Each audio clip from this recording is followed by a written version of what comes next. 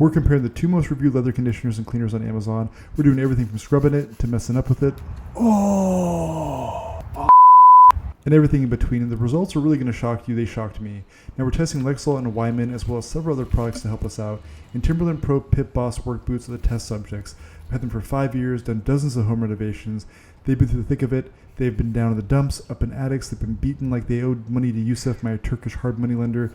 Now if these boots could talk, they'd choose not to talk and probably enter a witness protection program against me, just to give you some flavor of what's going on here. Now, the one thing we won't restore are the laces, since they're like $8. It's really not worth it. So the real first step is hitting it with my nylon brush. It's deceptive, but there's a lot of dirt on that boot. So if you don't agitate it, I don't mean like calling it names or having it fold fitted sheets or something like that, but agitating it with a nylon brush, you're going to end up with a mud pie, especially after adding way too much soap and water, which, speaking of which, here is me adding way too much soap and water. Now, this is hindsight 2020 thing, but I'm afraid of looking wrong on YouTube, so for our purposes, I meant to do this. For you, it might be too much. There's probably enough soap here to clean up an OF Models comment section, but for me, perfect. For you, too much, especially since you're not supposed to use water on leather. It softens it up and makes it a little bit worse. Now, I actually started using paper towels only, but after 30 minutes, I realized I was burning through about half of the Amazon rainforest and switched to using my water bottle. But after this, I made a solemn vow to myself not to use any more water for this project, and this is definitely not foreshadowing. Anyways, I got to a good stopping point, and it was looking really nice. Some paint issues and sap issues as expected, but overall very happy with it. That was until I came back the next day, and it looked like absolute shit. Like a 6 out of 10, but not like an LA or New York 6, it was like a Gary, Indiana 6. But I proceeded with the paint scraper to scrape off that tree sap in the paint, and you really got to be careful you don't dig in the edge of the leather. You're going to have a bad day if you do that. I also busted out some 800 grit sandpaper to smooth out some of those scars and gouges. And the irony of using a paint scraper and sandpaper on the only video of mine that doesn't include wood was so damn high, my primary care physician actually called me and instructed me to stop taking my ferrous sulfate tablets because I had inadvertently resolved my iron deficiency. These are his words, not mine. But once that was done sanding, I placed it under a hose because I'm a raging liar and a fraud. I mentioned that water is not very good for leather, but these boots have literally been out there, splashed around in puddles for years. So hey, what are you going to do, you know? Now, for me, waterboarding my shoes not only helped get off the excess soap, but also allow the paint scraper to really tidy up the outsole and heel base and get it ready for paint. The scraper thus far was my MVP, making a huge difference with the dried paint, the sap, and now the outsole. Look at that. When the shoe is wet, looks great. Nah, there we go again. Next day, it looks like absolute shit. What's new? When it dries out, it's an emotional roller coaster, you know? Anyways, moving on to paint. Prepping is everything, especially since it has a detail in the sole, and that I got to tape both the top and the bottom part separately, making it kind of a huge pain on the rear end. Now, you could probably be sloppy since this is a work boot, but my OCD and perfectionism is insane. Like, look at me around the eyelid there. That's crazy. Spending a freaking week to clean my boots. But it's like my old middle school basketball coach used to tell me, if you're not going to be good, you might as well look good doing it. It wasn't wrong. And the acrylic paint is going to do just that and make us look that much gooder. So we're going to go ahead and get our Bob Ross on, but instead of happy trees, we're going to do happy little feet. But not really, since I don't want to get sued by Disney for happy feet, so we're not going to do that because that would be ruinous. But I'll be good as long as we avoid any happy little accidents, because my biggest fear was spilling, as you saw with all the tape that I used. Oh!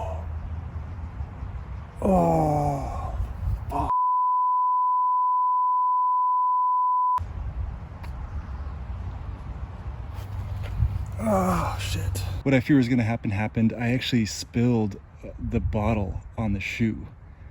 I bent over and I had it in my hand and I tipped it over. That sucks. I'm going to try to salvage it with just tissue paper, a little bit of goof off, hopefully. I have no idea. Hopefully I can figure something out, though. That's kind of a bummer. Now, if you're in the comment section earlier losing your mind over me using water on leather, you're going to want to sit down for this next part, because I have a sneaking suspicion that goof off is probably less ideal for leather. But if it's one thing I teach you with the stain, you always dab it, don't rub it, don't let it dry or it'll set. So I went to damage control mode, dabbing and goofing off. Luckily, it continued getting lower on the shadiness scale, but also kind of hard to tell since it was wet and dark. Okay, so that really sucks, but I used goof off professional strength remover. I don't know if it's going to work. It's probably really bad for the leather too. I'm going to go ahead and recommend don't do that, but we're going to make the best of a bad situation. I left some more on there. I'm going to let it seep in. I don't know, it's wet right now, so it's hard to tell how much I actually got off, but I'm going to keep painting and keep coming back to it and trying to get that paint off. So we'll see how it turns out later. I then moved on to painting the collar, but I was actually kind of worried about this area because I was worried that I would get home from a long day of work only to realize that I rubbed off all the black paint on my pant legs. Now I can tell you, it's been a while, I've used them quite a bit, and no paint has gone on my pant legs to this day. But in the moment, I had to do this because I'm a high-risk, low-reward kind of fellow, you know? I also painted the eyelets because the devil's in the details and it makes it look much nicer. I also tried to dabble with that label, but it was way too hard and I decided to give up while I was behind.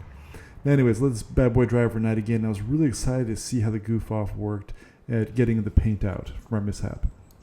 Alright, so now we are post acrylic leather paint fiasco, and this is after the goof off. You can see there's a little bit of smudging there, a little bit of black, but it's not the end of the world, especially because it's work boots.